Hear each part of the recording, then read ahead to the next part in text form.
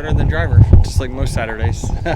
Always got a good car. It's just, I just don't do a good job on Saturdays. Sundays is where I make the money. So it's just frustrating. I can't quite figure out qualifying. I'm asking guys, after the $75,000 fine, does that stick in the back of your head, or do you think it sticks in the back of these guys' heads? Hey, is it worth it to escalate?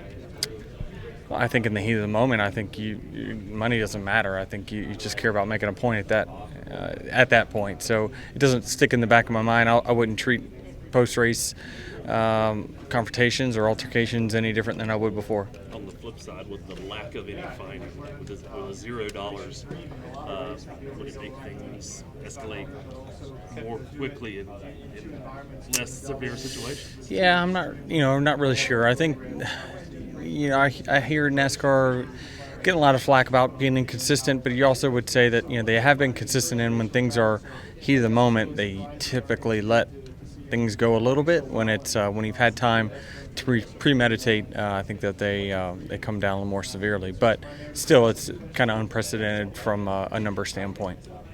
Denny, also going back to last week with the option tire, would you like to see them running it, but not require the field to start in the same set? Yeah, I think certainly you can go to a lot of tracks. I like an idea of an option tire everywhere. You have an option intermediate, an option short track, and just we will figure out when to run it, and that typically will lead to more passing throughout the race for sure. Did you discuss it all with your team guys, just what to do if they're the fight? Do you guys use what happened on Sunday as a teaching moment or any sort of instruction on how you want your guys to handle it? We didn't address it.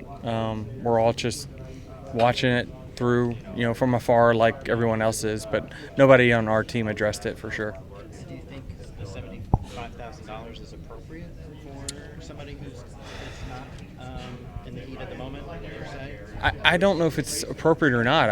I'm not really sure. I don't know all the histories of, when we've had physical altercations in the past and what has been the precedent in which they've set in the past. So I can't really speak to whether it's in line or out of line because I just don't know what the precedent is. Denny, it seems like for some drivers the confusion or the frustration is you fine us, but then you promote it. So where do you fall on? Is there a difference between what NASCAR does versus what their social and their website does in promoting it?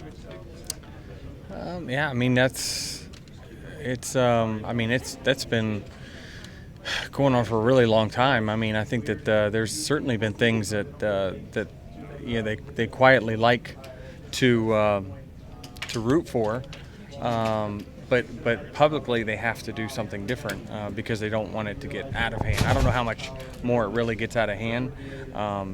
Certainly, I think that with that dollar fine, you're certainly going to have people think that I don't want that, so you might not get what you probably are hoping for if you're NASCAR. So it might hurt a little bit in that instance, but I think that they're okay with general altercations. But I think typically, just speaking, it was the amount of time that elapsed between the incident and when it happened that got them off guard.